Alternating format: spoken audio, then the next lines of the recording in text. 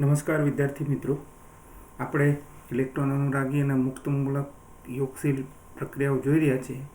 તો એની અંદર આપણે ઘણી બધી વાતો કરેલી અને એ જે છે એ અહીંયા આપણે જોઈએ તો એની અંદર સમમિતીય પ્રક્રિયકોની યોગશીલ પ્રક્રિયાઓની વાત હોય કે પછી પ્રક્રિયકોની યોગશીલ પ્રક્રિયાઓની વાત હોય અને એની અંદરના જુદા જુદા ઉદાહરણો હેલો એસિડ સાથેની, જેમાં HCl, HBr, HI, સાંદ્ર સલ્ફ્યુરિક એસિડ સાથેની પ્રક્રિયા હોય, હાઇડ્રેશનની પ્રક્રિયા હોય. એ સિવાય એની અંદર આલ્કિનનું જે યોગશીલન છે એનું આપણે ઉદાહરણ તરીકે અહીંયા લીધેલું. તો એ ઉદાહરણ આઇસોબ્યુટીનવાળું આલ્કેન સાથેની યોગશીલ પ્રક્રિયાઓ. આ જે પ્રક્રિયાઓ છે એ પ્રક્રિયાઓ આપણે આગળ આખી એને ક્રિયાવિધિ સહિતની આપણે જોઈશું, જેમાં આલ્કિનનું યોગશીલન પ્રક્રિયા, આલ્કેન સાથેની યોગશીલ પ્રક્રિયાઓ અને ડીમર્ક્યુરેશનની પ્રક્રિયા છે. એના પછી બોરેશન ઓક્સિડેશન છે, મુક્તમૂલક ક્રિયાવિધિ પ્રમાણે થતી યોગશીલ પ્રક્રિયાઓ છે, બહુલીકરણ છે, એ બધાની વાત કરી હતી. એ કર્યા પછી આપણે કાર્બન દ્વિબંધમાં યોગશીલન જે છે એની પણ વાત કરી હતી. અને કાર્બન દ્વિબંધમાં જે યોગશીલન છે એમાં આપણે કીધું હતું કે જો કોઈ પણ સંયોજનની અંદર C double bond C triple bond C double bond O, C triple bond N અથવા તો C ડબલ બોન્ડ S જેવા સમૂહો હાજર હોય તો આ લોકોમાંના પાયબંધો તૂટે અને યોગશીલ પ્રક્રિયાઓ આપે છે. અને એમાં પાયબંધ અને એક પાય અને એક સિગ્મા બંધ તૂટે છે અને બે નવા સિગ્મા બંધ બને છે. એ બધી વાત આપણે આગલી ચર્ચામાં કરી. એની અંદર એવું પણ આપણે કીધું કે ભાઈ યોગશીલ પ્રક્રિયાઓ છે એ 3 રીતે થઈ શકે છે. કે તો એ ઇલેક્ટ્રોન અનુરાગી યોગશીલ પ્રક્રિયા તરીકે થઈ શકે, કે તો કેન્દ્રાનુરાગી યોગશીલ પ્રક્રિયા તરીકે થઈ શકે, અથવા તો મુક્તમૂલક યોગશીલ પ્રક્રિયા એ રીતે પણ થઈ શકે. એની આપણે વાત કરી હતી. ને એમાં જે યોગશીલ પ્રક્રિયા એટલે શું, જેને આપણે ઉમેરણ પ્રક્રિયા કીધી હતી. શરૂઆતમાં આપણે જે 4 પ્રકારની પ્રક્રિયાઓ કીધી હતી એ 4 પ્રકારની પ્રક્રિયાઓ આપણે આગળ ભણી ગયા, બરોબર છે, 11-12માં. તો એમાંથી યોગશીલ એટલે ઉમેરણ પ્રક્રિયા છે કે જેની અંદર બે સંયોજાય, ઇથિલિન અને બ્રોમિન, તો એમાંથી એક જ મળે, પ્રોડક્ટ જે છે એની એક જ મળે નિપજ. તો એવા પ્રકારના જે હોય એ પ્રક્રિયાઓને આપણે યોગશીલ પ્રક્રિયાઓ કીધી હતી. અને એની અંદર યોગશીલ પ્રક્રિયાઓમાં આપણે અહીંયા ઉદાહરણ તરીકે HBrની પ્રક્રિયા આપી હતી, જે ઇલેક્ટ્રોન અનુરાગી પ્રક્રિયા હતી. અને એના સિવાય એટલે Br2 સાથેની આ સમ અણુ છે અને આ અસમ છે, એ બંનેની જે પ્રક્રિયાઓ છે એ ઇલેક્ટ્રોન અનુરાગી યોગશીલ પ્રક્રિયાઓ હતી. જ્યારે એસિટાલ્ડિહાઇડની HCl સાથેની પ્રક્રિયા હતી એ કેન્દ્રાનુરાગી પ્રક્રિયા હતી. એની પણ આપણે વાત કરી હતી આગળ. એના પછી ઇલેક્ટ્રોન અનુરાગી જે પ્રક્રિયા છે અથવા ઇલેક્ટ્રોન આકર્ષક જે છે, અહીંયા આપણે બે આમ તો જોવાના છે. એક ઇલેક્ટ્રોન અનુરાગી પ્રક્રિયાઓ અને બીજી મુક્તમૂલક પ્રક્રિયાઓ, કેન્દ્રાનુરાગી પ્રક્રિયાઓની આપણે અહીંયા વાત કરવાની નથી. એટલે ઇલેક્ટ્રોન અનુરાગી અને મુક્તમૂલક બે છે. તો એની અંદર ઇલેક્ટ્રોન અનુરાગી જે છે જેને ઇલેક્ટ્રોફિલિક આપણે કહીએ છીએ, તો એ યોગશીલ પ્રક્રિયાઓ છે. તો એ યોગશીલ પ્રક્રિયાનું ઉદાહરણ આપણે જોયું હતું કે ભાઈ ઇથિલિન જે છે એની HBr સાથેની પ્રક્રિયા થાય એસિટિક એસિડની હાજરીમાં, અને એમાંથી આલ્કિલ હેલાઇડ બન્યો હતો. એની આપણે ચર્ચા કરી હતી. એના પછી એની ક્રિયાવિધિ જોઈ હતી. ક્રિયાવિધિની અંદર આપણે એવી વાત કરી કે H+, પહેલા તબક્કામાં H+ અલગ પડે છે, બીજા તબક્કામાં H+ આ ઇથિલિન સાથે જોડાઈ જાય છે અને જોડાઈ અને એની અંદરથી કાર્બોનિયમ આયન બનાવે છે. તો ઇથાઇલ કાર્બોનિયમ આયન અહીંયા બન્યું અને એ પછી Br સાથે જોડાઈ અને એમાંથી પ્રોડક્ટ મળે છે. એના પછી આપણે વાત કરતા હતા છેલ્લે માર્કોનિકોફના નિયમની. તો માર્કોનિકોફનો નિયમનો ઉપયોગ ક્યાં થાય છે, તો જે અસંમિત આલ્કિન હોય, સંમિત એટલે બંને બાજુ જે કાર્બન હોય એના ઉપર હાઇડ્રોજનની સંખ્યા સમાન હોય, એટલે કે રિપ્લેસ જે થયેલા હોય એ સરખા પ્રમાણમાં થયા હોય, એને સંમિત આલ્કિન કહીએ છીએ. પણ જે અસંમિત આલ્કિન હોય એની જે યોગશીલ પ્રક્રિયા છે એને આપણે માર્કોનિકોફના નિયમ દ્વારા સમજાવી શકીએ છીએ. અને એ માર્કોનિકોફનો નિયમ એણે 1869માં આપેલો. તો એની વ્યાખ્યાઓ પણ આપણે અહીંયા જોઈ હતી કે ભાઈ અસમ આલ્કિનમાં જ્યારે હેલોજન એસિડ HX ઉમેરાય ત્યારે દ્વિબંધથી જોડાયેલો જે કાર્બન ઉપર વધુ હાઇડ્રોજન હોય એ કાર્બન પર HX જોડાય. જ્યારે હેલાઇડ આયન જે છે એટલે કે X- એ વધુ વિસ્થાપિત બીજા કાર્બન પર જોડાઈ યોગશીલ પ્રક્રિયા આપે છે. એટલે બધું વિસ્થાપિત ક્યારે થાય કે હાઇડ્રોજન ઓછા હોય, બરાબર છે. તો એની વાત કરી હતી. હવે એનો અહીંયા એક ગ્રાફ આપેલો છે.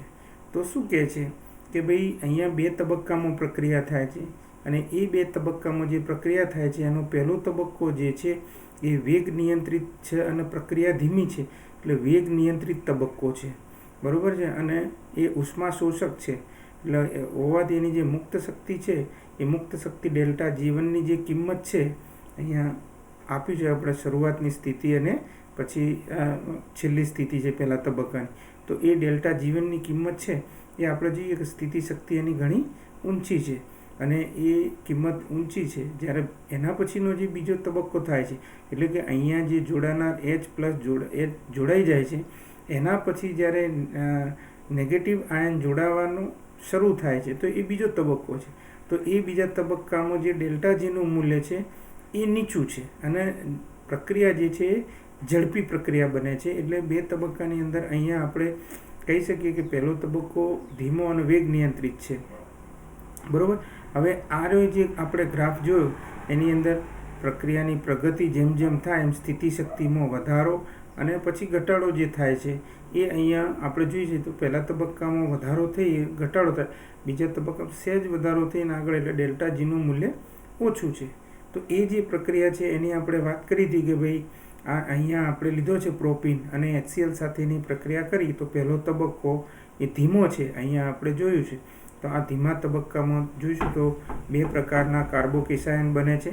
એક પ્રાથમિક કાર્બોકેશાયન છે અને બીજા દ્વિતીયક કાર્બોકેશાયન છે.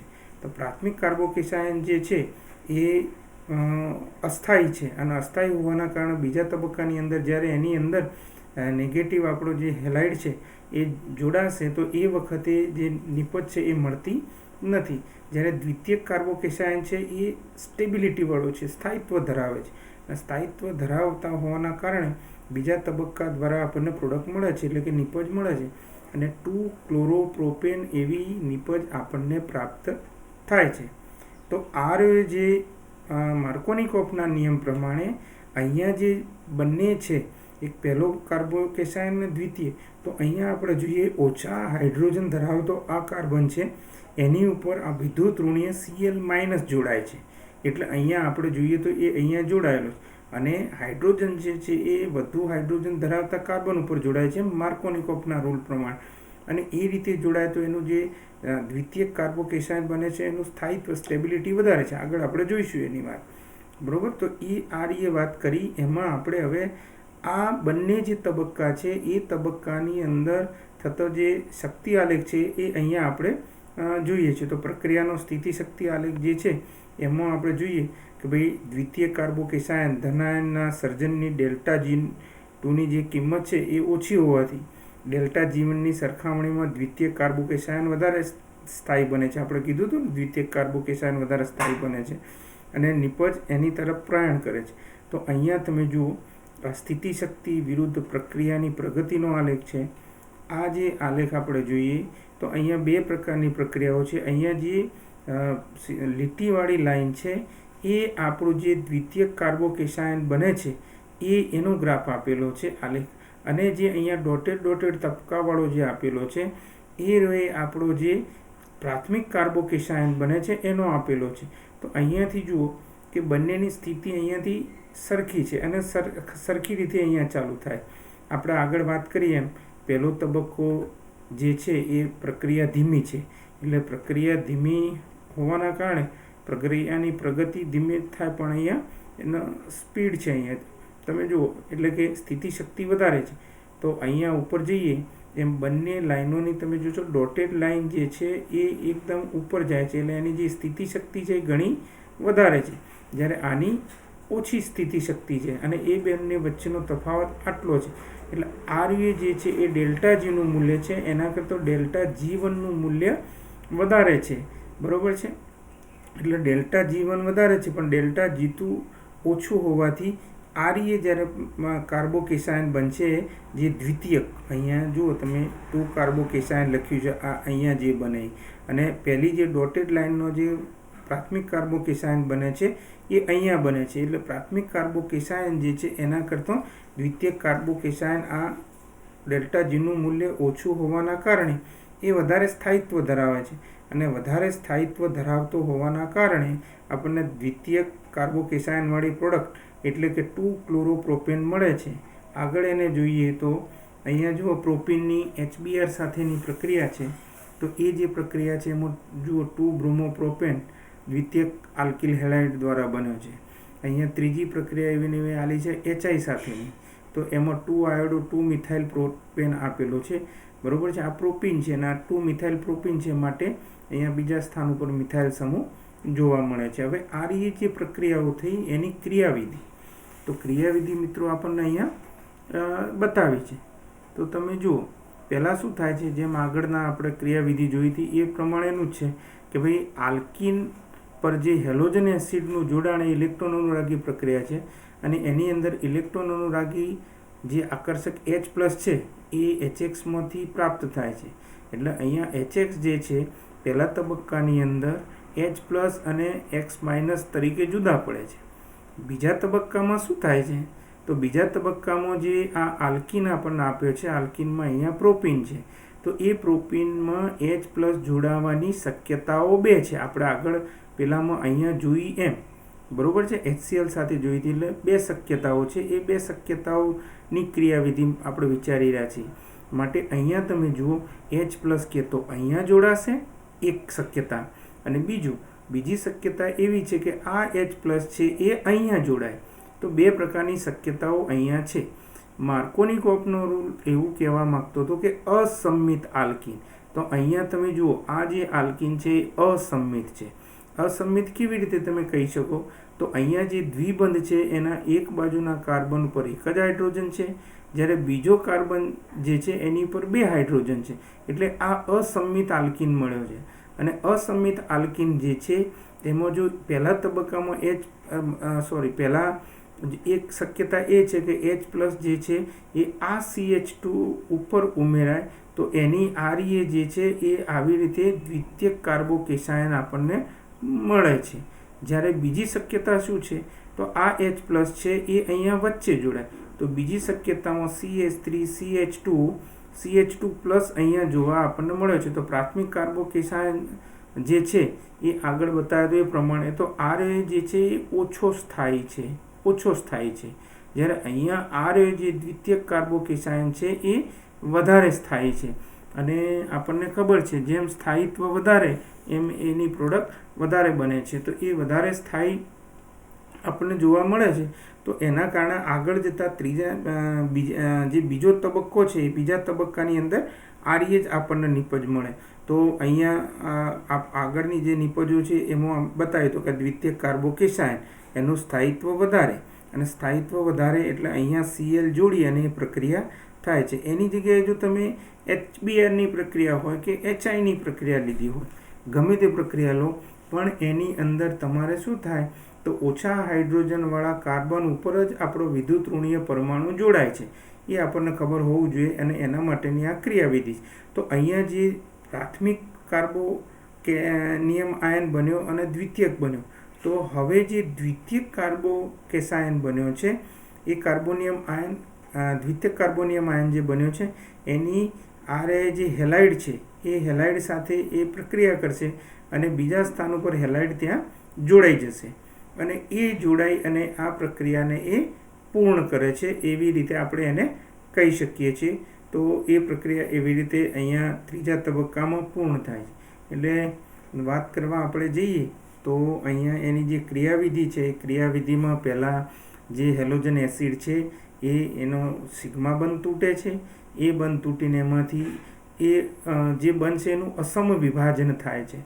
અને અસમ વિભાજન થાય એટલે શું થાય કે જે આપણો જે નેગેટિવ અણુ છે, દાખલા તરીકે Cl- હોય કે Br હોય કે I, એ પોતે આખા જે બંધના બંને ઇલેક્ટ્રોન લઈને જતો રહે છે, માટે એ નેગેટિવ ચાર્જ ધરાવે છે. જ્યારે H+ છે એ ઇલેક્ટ્રોન વગરનો છે, અને પછી એ આની ઉપર જોડાય એટલે એમાંથી કાર્બોનિયમ આયન આપણને આપે છે. પછી જે ઇલેક્ટ્રોન લઈને જતો રહ્યો છે આ કાર્બોનિયમ આયન સાથે જોડાઈ જાય છે અને ફાઇનલ પ્રોડક્ટ એમાંથી નિપજ આપણને મળે છે. પણ મુખ્ય નિપજ તરીકે દ્વિતીયક આપણને મળે જે માર્કોનિકોવના નિયમને અનુસરે છે. એટલે આર્ય જે ક્રિયાવિધિ હવે એટલે ત્રીજા તબક્કા આર્ય જે ક્રિયાવિધિ થઈ એ ક્રિયાવિધિ જે છે એ આપણે માર્કોનિકોવના નિયમ માટેની ક્રિયાવિધિ કહી શકીએ. તમને જો ઉદાહરણ તરીકે HCl પૂછે કે ભાઈ આલ્કીનની HCl સાથેની પ્રક્રિયા સમજાવો અથવા આલ્કીનની HCl સાથે માર્કોનિકોવ રૂલ સમજાવો અથવા માર્કોનિકોવ રૂલ સમજાવો. જો એ માર્કોનિકોવ રૂલ એકલો બોલે તો તમે HCl પણ લઈ શકો, તમે એની અંદર HBrનું ઉદાહરણ પણ લઈ શકો કે તમે HIનું ઉદાહરણ લઈને તમે આખી પ્રક્રિયાને સમજાવી શકો. પણ જો એ એમ પૂછે કે હાઇડ્રોઆયોડિક એસિડ સાથેની આલ્કીનની અથવા તો 2 મિથાઇલ પ્રોપીનની પ્રક્રિયા સમજાવો તો પછી આ પ્રક્રિયા આપણા માટે કોઈ કામની નથી. આ પ્રક્રિયાને લઈને જ આખો માર્કોનિકોવનો નિયમ આપણે સમજાવવાનો થાય. એટલે પ્રશ્ન કેવા પ્રકારનો પૂછે છે એ પ્રમાણેની આપણે વાત કરી શકીએ. પણ અસંમિત આલ્કીન અને બીજા જે એના સાથેનો પ્રક્રિયક છે અસમ પ્રક્રિયક, સમ એટલે H2 પછી Br2 એવા નહીં, અસમ પ્રક્રિયક એમાં HBr, HCl, HI અથવા હેલોજન એસિડ આપણે જેને કહીએ છીએ તો એની સાથેની પ્રક્રિયાથી આપણે માર્કોનિકોવનો રૂલ છે એ સમજાવી શકીએ છીએ. એટલે આ માર્કોનિકોવનો રૂલ છે પણ એને જુદી રીતે પૂછે તો એ વખતે આપણને એ પણ ખબર પડવી જોઈએ કે એણે જે માગ્યું છે માર્કોનિકોવનો રૂલ જ છે. પછી એવું ના થાય કે ભાઈ પ્રોપીનની HBr સાથેની પ્રક્રિયા સમજાવો આવું પૂછે તો એ વખતે આપણને ખબર પડવી જોઈએ કે આ જ માર્કોનિકોવના રૂલની વાત કરે છે. અને એની અંદર આપણા આગળના જે આલેખ છે એ આલેખ અને એની જે આ ક્રિયાવિધિ છે એની વાત કરવાની થાય. હવે જે કાર્બોનિયમ આયન છે એ કાર્બોનિયમ આયનની પણ અહીંયા આગળ વાત કરેલી છે કે જુદા જુદા પ્રકારના જે કાર્બોનિયમ આયન છે તો એ મધ્યવર્તી જે કાર્બોનિયમ આયન બન્યા છે તો એનું સ્થાયિત્વ એકબીજાની હાજરીમાં કોનું વધારે હશે તો અહીંયા પણ એનું આપણને આપેલું છે. તો જુઓ આલ્કીન પર હેલો એસિડના જોડાણથી કયો આલ્કિલ હેલાઇડ બનશે એ મધ્યવર્તી કાર્બોનિયમ આયન જે બને, આ મધ્યવર્તી કાર્બોનિયમ આયન જે બને એ મધ્યવર્તી કાર્બોનિયમ આયનની પ્રવૃત્તિ ઉપર નિર્ભર કરે છે. વાસ્તવમાં બનતી નિપજ આલ્કિલ હેલાઇડ સૌથી વધુ સ્થાયી કાર્બોનિયમ આયનને અનુરૂપ બને છે. વિભિન્ન કાર્બોનિયમ આયનના સ્થાયિત્વનો ક્રમ જે છે એ ક્રમ નીચે પ્રમાણેનો છે. તો અહીંયા ક્રમ એણે શું આપ્યો છે તો સૌથી જે સ્ટેબિલિટી છે એ તૃતીયક જે કાર્બોનિયમ આયન છે એની આપેલી છે. તો તૃતીયક જે અહીંયા આપેલો છે કે C+ અને 3 મિથાઇલ સમૂહ અહીંયા જોડાયેલા છે તો એ તૃતીયક છે એની સ્ટેબિલિટી વધારે છે. એનાથી ઓછી જે છે એ દ્વિતીયકની છે, એનાથી ઓછી જે છે એ પ્રાથમિકની છે અને છેલ્લે જે છે એ કોની છે તો CH3+ છે. બરાબર. તો આ રીતે એના સ્થાયિત્વનો ક્રમ પણ આપણે જોઈ શકીએ છીએ. ઓબ્જેક્ટિવમાં ગમે ત્યાં પૂછે કે ભાઈ નીચેનાનો સ્થાયિત્વનો ક્રમ કયા પ્રકારનો છે તો એ ક્રમમાં 4 જુદા જુદા અહીંયા આપેલા હોય અને એરો કરેલા હોય તો એ આપણને ખ્યાલ હોવો જોઈએ, એ પૂછી શકે. તો હવે આરે જે પેલા 2 તબક્કાની અંદર જે બન્યા છે એની આપણે વાત કરીએ કે ભાઈ તબક્કા 2માં પ્રાપ્ત થતો આઇસોપ્રોપાઇલ ધન આયન છે કયો તબક્કો 2 તો આરે, તો એની અંદર થતો કાર્બોનિયમ આયન છે આઇસોપ્રોપાઇલ ધન આયન એ દ્વિતીયક હોવાના કારણે શું કે પ્રાથમિક N પ્રોપાઇલ ધન આયનની અપેક્ષા એ વધારે સ્થાયી છે. જેમ આપણે આગળ કીધું એમ એ વધારે સ્થાયી છે. આથી જે હેલાઇડ માઇનસ આઇસોપ્રોપાઇલ દ્વિતીયક ધન આયન સાથે જોડાઈને અંતિમ નિપજના રૂપમાં આપણને આપે છે. એટલે આઇસોપ્રોપાઇલ હેલાઇડ બને છે. માર્કોનિકોવના નિયમ આ રહ્યો જ કહે છે. અને આના આધારે આપણે જે માર્કોનિકોવનો નિયમ છે એને નીચે પ્રમાણે પણ તમે કહી શકો કે કાર્બન કાર્બન દ્વિબંધની ઇલેક્ટ્રોન અનુરાગી યોગશીલ પ્રક્રિયાઓ તેના મધ્યવર્તીના રૂપે અધિક સ્થાયી કાર્બોનિયમ કાર્બ ધનાયન આપે છે. બરાબર. કાર્બન કાર્બન દ્વિબંધની ઇલેક્ટ્રોન અનુરાગી યોગશીલ પ્રક્રિયાઓ તેના મધ્યવર્તીના રૂપે અધિક સ્થાયી, વધારે સ્થાયી હોય અને અધિક સ્થાયી કાર્બોનિયમ કાર્બ ધનાયન આપે છે. બરાબર. અને ઇલેક્ટ્રોન અનુરાગી યોગશીલ પ્રક્રિયાઓમાં વિભિન્ન આલ્કીનની ક્રિયાશીલતાનો જે ક્રમ છે અહીંયા આપેલા છે જુદા જુદા.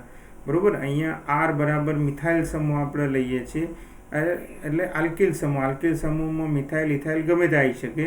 એ લઈ શકીએ. અને જ્યાં એક્સ લખેલા છે એ એક્સ છે એ હેલાઇડ સમૂહ છે, બરાબર. તો એના ક્રમ પણ અહીંયા આપણને આપેલો છે. તો આ રહ્યો જે છે એ આપણો માર્કોનિકોવના નિયમ તરીકે આપણે એને ઓળખીએ છીએ.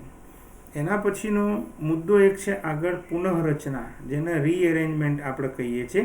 એટલે કે ઇલેક્ટ્રોન અનુરાગી જે પ્રક્રિયા થતી હોય એ ઇલેક્ટ્રોન અનુરાગી પ્રક્રિયાની અંદર પુનઃગોઠવણી અથવા પુનઃરચના, એટલે ફરીથી ગોઠવણી. પુનઃરચના કોને કહી શકીએ આપણે? તો કે ભાઈ જેની અંદર બહારથી નવા કોઈ આવે નહીં અને અંદરથી બહાર જાય નહીં, એવા પ્રકારના જે હોય એને આપણે રીએરેન્જમેન્ટ થતી હોય એને પુનઃરચના તરીકે આપણે ઓળખીએ. 4 પ્રકારની પ્રક્રિયાઓની વાત કરી હતી આપણે: વિસ્થાપન, વિલોપન. એના સિવાયની જે 3જા નંબરની પ્રક્રિયા હતી એ રીએરેન્જમેન્ટની આપણે વાત કરી હતી.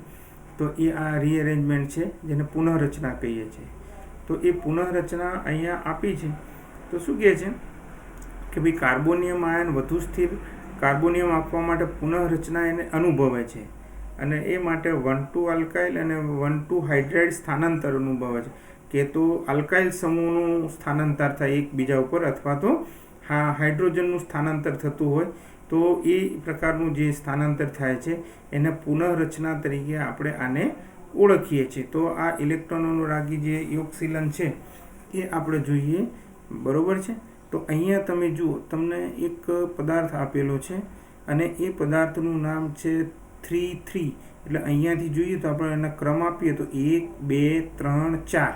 એટલે અહીંયા લખ્યું છે 3,3 ડાય, 2, 1 મિથાઇલ અને 2 મિથાઇલ. 2 મિથાઇલ સમૂહ છે એટલે 3,3 ડાય મિથાઇલ. અને પહેલા સ્થાન ઉપર ડબલ બોન્ડ છે, પહેલા બીજા ઉપર, એટલે અહીંયાથી ક્રમ આપે એટલે પહેલા ઉપર થાય.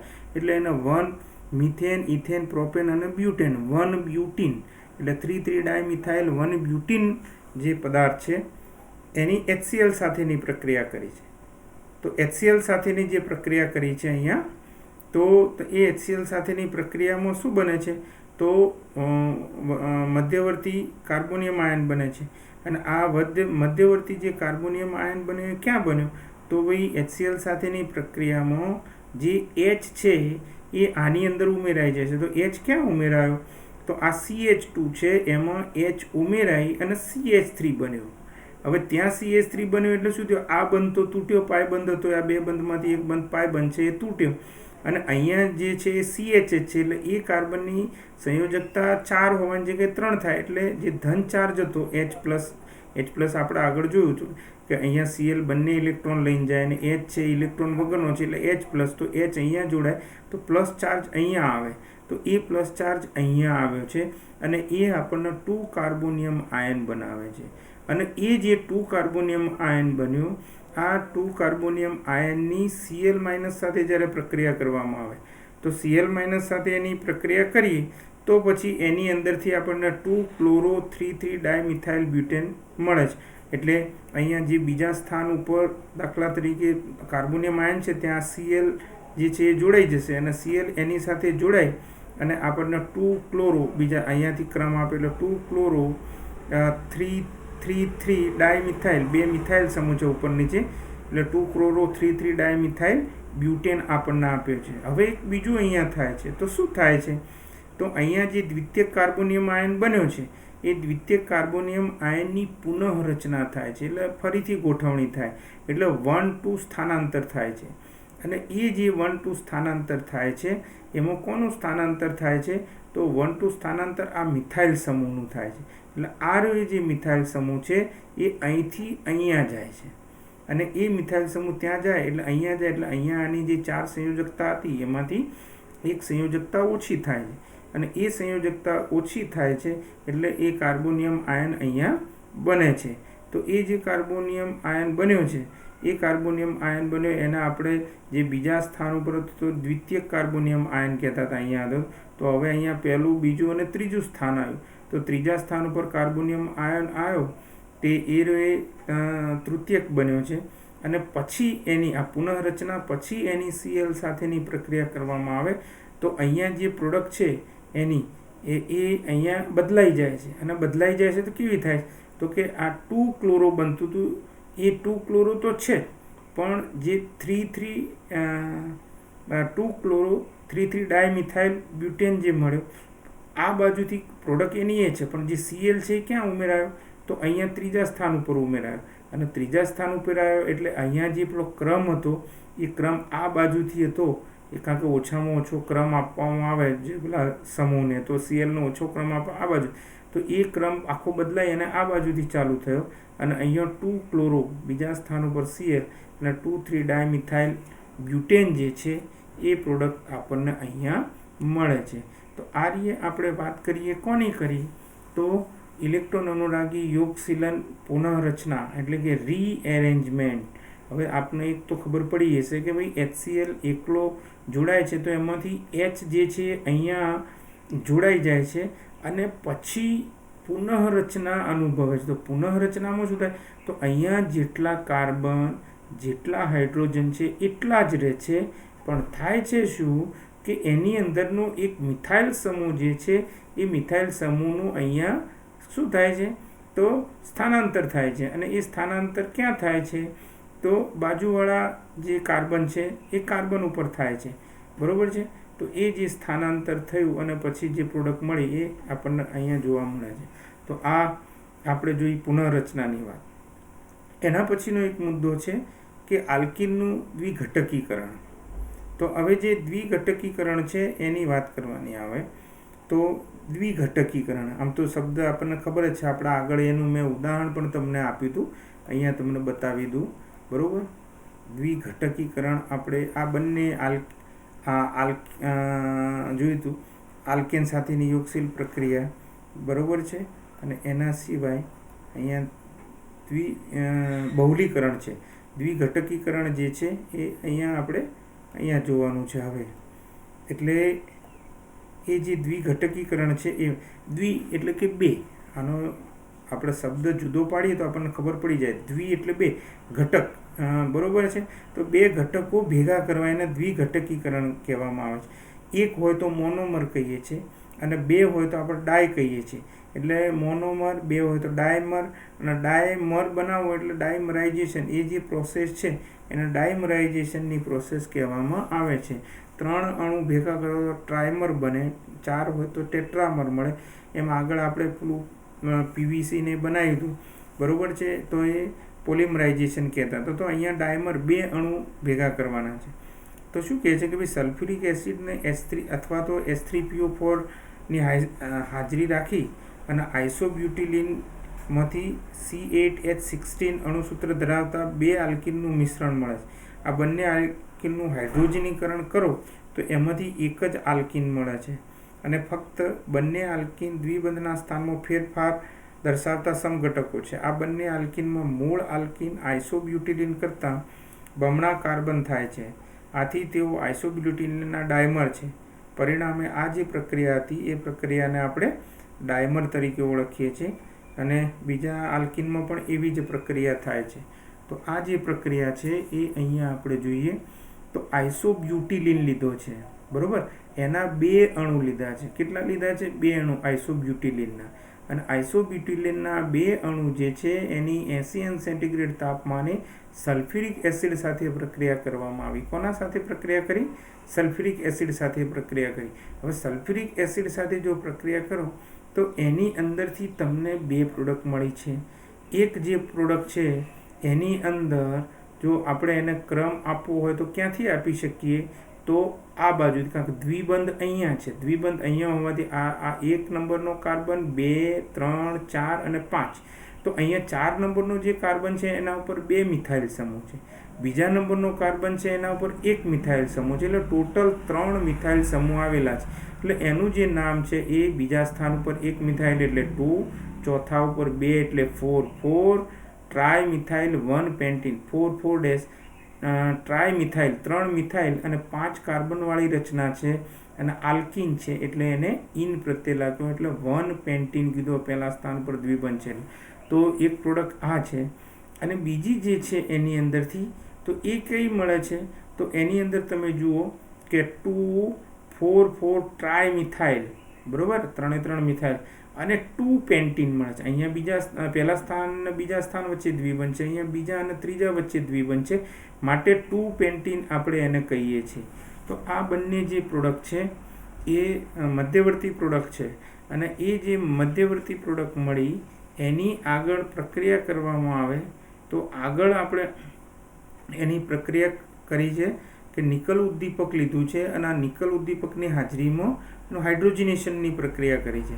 હવે હાઇડ્રોજિનેશનની આપણને ખબર છે H2 ઉમેરાય છે. હવે H2 ઉમેરાય તો શું થાય, તો આ બંને જે આ બે કાર્બન વચ્ચે જે દ્વિબંધ છે એ દ્વિબંધને તોડી અને ત્યાં બે હાઇડ્રોજન ઉમેરવામાં આવે છે અને એ જે બે હાઇડ્રોજન ઉમેરીએ છીએ તો એમાંથી આપણને આ પ્રોડક્ટ મળતી હોય છે.